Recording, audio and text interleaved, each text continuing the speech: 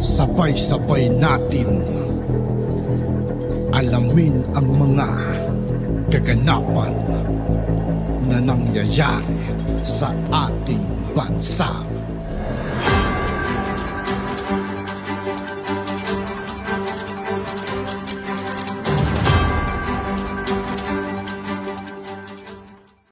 Yo, what's up mga kaibigan? This is Aitoki po again.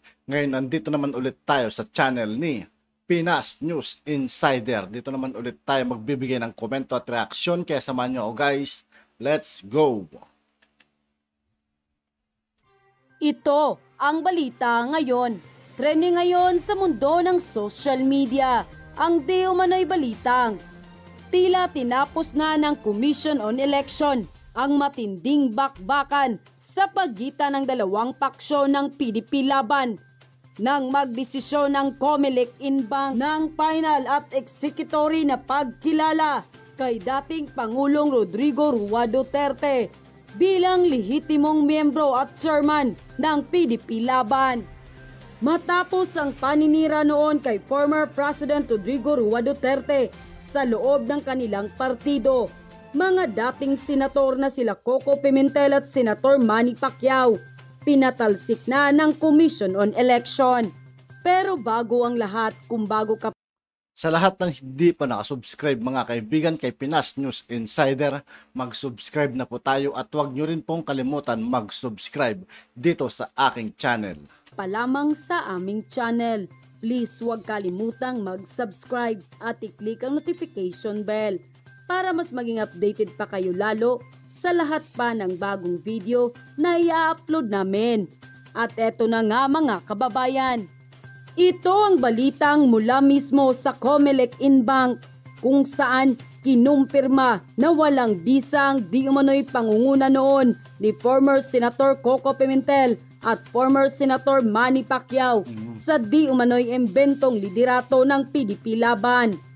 Ayon sa naging resolusyon at desisyon ng Commission on Election, walang ibang kikilaning liderato ang partidong kinabibilangan noon ng dalawang kontrobersyal na senador, kundi ang former president na si Rodrigo Roa Duterte.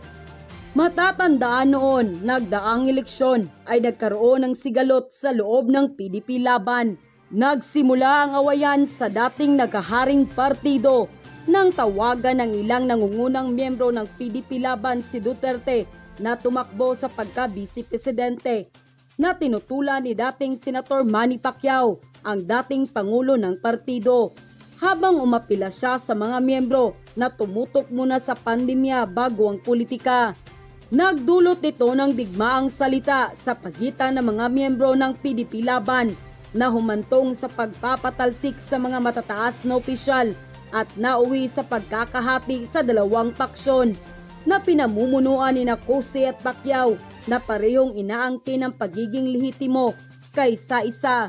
Ngunit tunay na tapos na raw ang maliligayang araw nila former Senator Coco Pimentel at Senator Manny Pacquiao sa naging desisyon ng COMELEC Inbank na kilalanin ng former President na si Rodrigo Roa Duterte bilang lehitimong miyembro at chairman ng PDP laban. Ito'y matapos ang kontrobersyal na bakbakan sa loob ng partido matapos ang May 2022 national election kung saan pinagpipilitan ni former Senator Manny Pacquiao at Senator Coco Pimentel na sila raw ang dapat kilalanin ng COMELEC bilang mga tunay na miyembro ng partido. Ayon sa full report ng Inquirer.net, it's final. COMELEC says Duterte lead PDP laban is official party. The Commission on Election COMELEC on Thursday issued a certificate of finality on its earlier ruling recognizing the Partido ng Demokratiko Pilipino Lakas ng Bayan PDP laban, faction led by former President Rodrigo Duterte as the official party.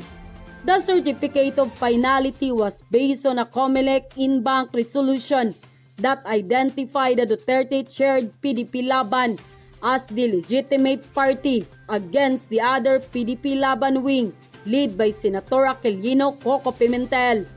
Based on the decision, The two PDP Laban factions were already informed about January 27 resolution of the COMELEC Inbank quoted Rule 186 of the 1993 COMELEC Rules of Procedure provides that the resolution of the Commission Inbank and special proceeding shall become final and executory after 30 days from its promulgation. End quote.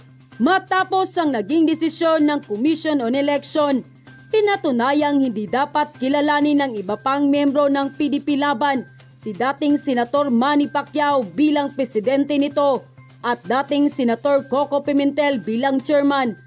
Dahil lang naging desisyon ng nasabing pamunuan, si dating Pangulong Rodrigo Roa Duterte ang dapat kilalanin ng PDP Laban bilang chairman ng nasabing winning party.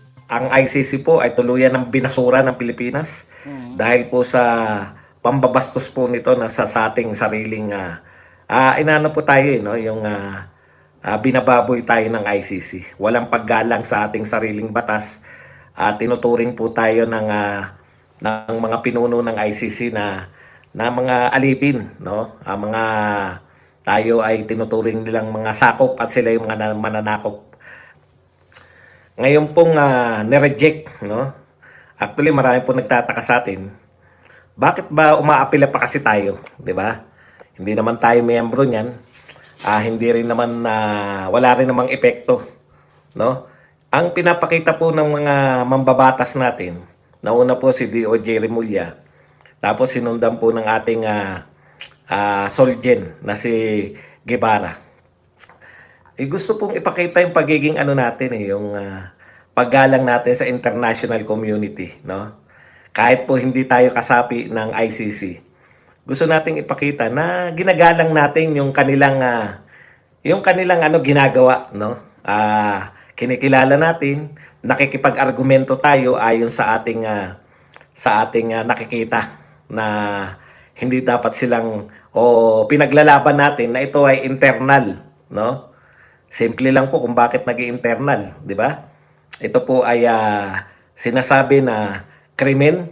Hindi po ito krimen na na nakadirekta sa tao. Ito po ay isang lehitimong programa ng pamahalaan. Ang War on Drugs ay lehitimong programa. Kung may pagmamalabis, hindi po yan yung program. Di po ba? So, ibig sabihin, lilitisin yung pagmamalabis pero hindi po dahil ang mali yung buong programa mismo. Gusto nating maging sensible, no? Kahit po hindi tayo miyembro na ng ICC, gusto nating i-voice out yung natama tong tama yung program ng government, hindi kayo dapat makialam sa programa ng gobyerno. Kung may pagmamalabis man yung ilang mga nagpatupad ng programa, meron po tayong hustisya dito sa Pilipinas. Di po maunawa na ICC yun eh. Kasi po ang tingin nila, yung amo at saka alipin, hindi na po sila nakakawala doon, no? Yung mga Europeans, yung mga puti, gano'n na po yung tingin talaga sa atin, maliliit. Okay, dahil po dyan, sa pagbasura nila sa ating apila natin, ito na po ang pahayag ng ating Pangulo. At ako po ay binabati ko po to si Pangulong Marcos, no? Kahit po very personal, sabihin nyo na kasi kaya dahil si Duterte ang involved dyan. Hindi po eh. No?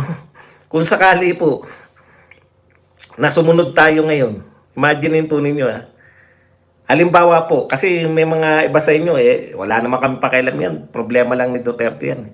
Basta kami, BBM naman kami. Ano ba pakialam namin kay Duterte? Hindi naman inangat ni Duterte yung kamay ni BBM. Alam ko ninyo, mahirap po na magkaroon ng presidents yung ICC sa atin. Katulad po ng hinayaan natin na magkaroon ng people power na Willie. Di ba? Nag-people power, pinatalsik si Marcos. Kada may hindi kursunada, yan yung panawagan nila, people power. Na-legitimize na kung sino lang yung kursunada ng mga dilaw, yun lang ang dapat maupo.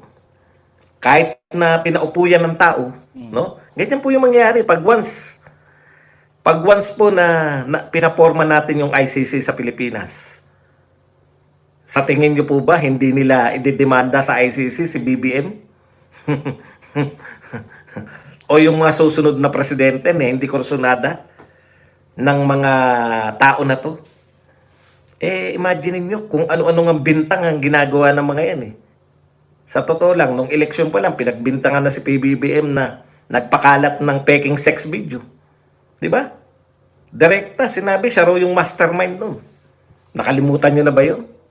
Madali po mag-akusa. Kung mapagpatol po yung korting inaakusahan ng mga dilaw at mga kakamping, iyari tayo dyan. Wala nang katahimikan sa Pilipinas. Meron po tayong sariling proseso. Gusto nyong ireklamo yung presidente, dumaan kayo sa tamang proseso. Nakakadalawang impeachment na po tayo sa dalawang presidente. Hindi pala. Isang presidente tsaka isang Supreme Court Chief Justice. Okay, ito pong pahayag ni Pangulong Marcos. We don't have next move. That's the extent of our involvement with the ICC. Wala nang kasunod, no? Hanggang dyan na lang yung pakikitungo natin sa ICC. Okay, the appeal has failed. In our view, there's nothing more that we can do. At this point, we are essentially disengaging from any contact communication with the ICC. We ended up in the same position that we started with, and that is we cannot cooperate with the ICC considering the very serious questions about their jurisdictions and about what we consider to be interference and practically attacks on the sovereignty of the Republic. Ito po, yung mga nagsasabi po na sila ay mga Duterte supporter at hindi po na-appreciate itong sinasabi ni Pangulong Marcos. Hindi po siya no? Yung nagsasabi po na iba na yung sinabi ni Pangulong Marcos sa ginagawa niya nung nanalo na. Yung mga nabudol daw. Yung mga yung mga gumaganon. Ito po ang pinaka-importante sa akin sa lahat eh. Yung sinabi niya sa ICC, hindi niya papapasukin. Hanggang ngayon, kabi-kabila po ang pressure kay Pangulong Marcos. Hanggang ngayon, hindi niya pinapapasok yung ICC. At yun na nga mga At yun nga po mga kaibigan, dito po nagtatapos ang ating reaction video. Muli ako po si I2K ng Sundalo ng Dunggalo at 811. Maraming salamat sa patuloy na pagsuporta. Yeah, peace out.